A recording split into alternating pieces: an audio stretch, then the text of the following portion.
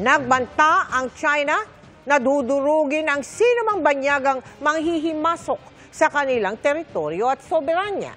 Kasunod dyan ang pulong kung saan sinabi nito sa Pilipinas na alisin ang barko nito sa Escoda Shoal. Ang sagot ng ating Foreign Affairs Department sa pagtutok ni Joseph Moro. Sa pulong ng Bilateral Consultation Mechanism o BCM sa pagitan ng Pilipinas at China sa Beijing kahapon, sabi ng China sa Pilipinas, tanggalin ang mga barko ng Pilipinas sa Escoda o Sabina Shoal. Walang binanggit na pangalan ng China kung ano-ano mga barko ito pero 5 buwan nang nasa Escoda Shoal ang BRP Teresa Magbanwa para bantayan ng lugar dahil sa pangamba na magre-reclaim ng lupa ang China doon. Nitong Agosto, nasira ang ilang bahagi ng BRP Teresa Magbanwa matapos itong pagbabanggain ng China Coast Guard. Pinalibutan din ito ng iba pang Chinese vessel pero hindi pa rin umalis ang BRP Teresa Magbanwa. Sa BCM kahapon, iginiit ng Chinese Foreign Ministry ang kanilang posisyon sa Escoda Shoal. Bukod sa panawagan sa Pilipinas na tanggalin ang mga barko natin doon, patuloy nilang pangangalagaan ang kanilang soberanya sa lugar. Pero pagdiin ni Foreign Affairs Undersecretary Teresa Lazaro, ang Escoda Shoal ay nasa loob ng Exclusive Economic Zone o EEZ ng Pilipinas. Pinag-usapan din daw sa BCM kung paano mapapababa ang tensyon sa lugar. Ayon sa National Maritime Council, hindi aalis sa Escoda Shoal ang Pilipinas. May soberanya, sovereign rights at jurisdiction daw ang Pilipinas sa EEZ nito na sumusunod sa United Nations Convention on the Law of the Sea o UNCLOS at 2016 Arbitral Award.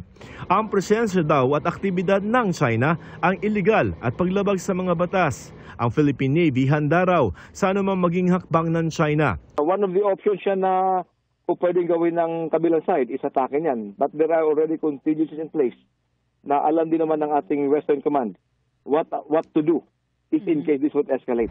Sabi ng Chinese Embassy sa Pilipinas, minamanmanan nila ang mga nangyayari sa lugar at handa sila magpatupad ng mga hakbang para mapangalagaan ang kanilang territorial sovereignty at maritime rights. Sabi ni Chinese Army Lieutenant General He Lei sa isang panayam, manatili sanang mapayapa ang South China Sea pero kung itutulak raw ng Amerika ang ibang bansa o sarili nito sa frontline, mawawalan raw ng pasensya ang People's Liberation Army. Dudurugin nila ang anumang banyagang panghihimasok sa territorial, sovereign at maritime rights ng China. Sinusubukan naming kunan ng pahayag ang Amerika kaugnay sa pahayag ng China pero sa isang panayam sa US Ambassador to the Philippines, muli naman nagpahayag ng suporta sa Pilipinas ang Amerika. I can certainly say that the 9-dash line or now 10-dash line that China has drawn is a cartoon. That's not based in law. That is not a factual representation of international maritime law. Aminado ang Philippine Navy na nakatuon ang kanilang pansin ngayon sa Escoda Shoal